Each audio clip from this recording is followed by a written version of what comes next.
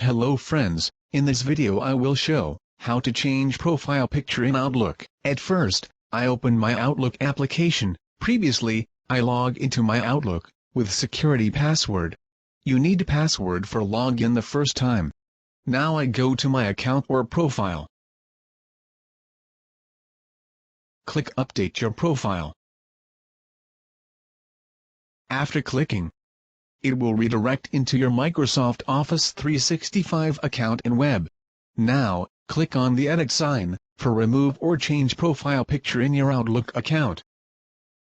We can remove or upload profile picture in Outlook account from here. For upload a profile picture, select any picture and click Open. After this, move your picture position and click on Add Profile Picture and click Save. Change saved and profile picture updated.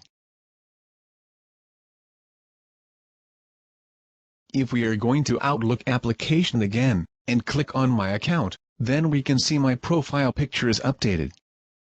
I hope you can understand. Friends, please subscribe to Tech and ICT Solutions and press the bell button for new and updated technology-related video tutorials. Thanks for watching this video, and stay with us.